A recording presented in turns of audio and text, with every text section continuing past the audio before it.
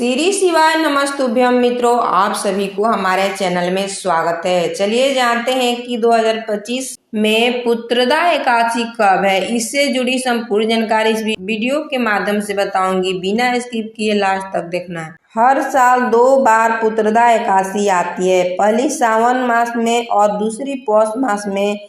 लेकिन सावन में पड़ने वाली पुत्रदा एकादशी का विशेष महत्व होता है। आइए जानते हैं इस वर्ष पुत्रदा एकादशी की तिथि, शुभ मुहूर्त, पूजा विधि, धार्मिक महत्व क्या है। हिंदू धर्म में एकादशी तिथि का विशेष महत्व होता है, विशेषकर जब वह श्रावण मास जैसे पवित्र महीने में आती है।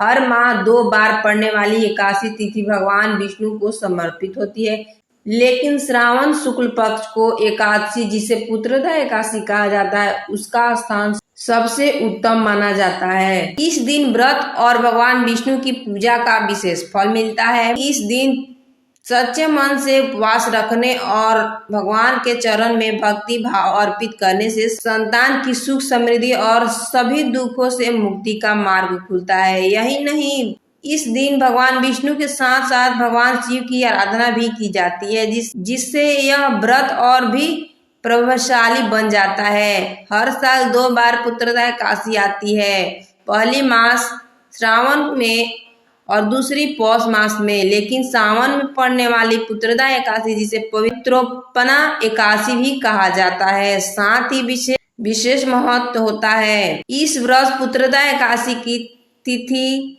धार्मिक महत्व और पारण, व्रत के पारण का सही समय, ताकि आप भी इस पावन व्रत से पूर्ण फल प्राप्त कर सकें। पंचांग के अनुसार 4 अगस्त को सुबह 11:41 पर सावन माह के शुक्ल पक्ष की एकादशी तिथि की शुरुआत होगी। वहीं 5 अगस्त को दोपहर 1:12 पर शुक्ल पक्ष की एकादशी तिथि का समापन होगा। इस प्रकार 5 अगस्त को पुत्रदा एकादशी मनाई जाएगी। वहीं 4 अगस्त को सावन महीने का अंतिम सोमवार का व्रत मनाया जाएगा। पुत्रदा एकादशी 2025 शुभ मुहूर्त।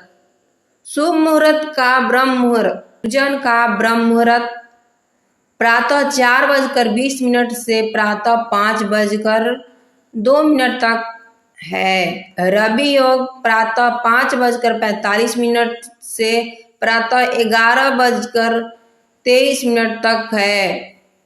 अभिजीत शुभ मुहूर्त दोपहर 12 बजे से दोपहर 12:54 तक है।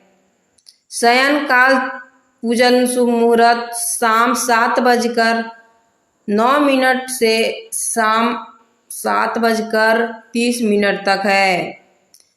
श्रावण पुत्रदा एकादशी का पारण समय, सावन पुत्रदा एकादशी के अगले दिन यानी 6 अगस्त को प्रातः 5:45 से 8:26 तक व्रत का पारण कर सकते हैं। पारण के दिन द्वादशी समापन होने का समय दोपहर 2:08 पर है। पुत्रदा एकादशी पर करें इन मंत्रों का जाप।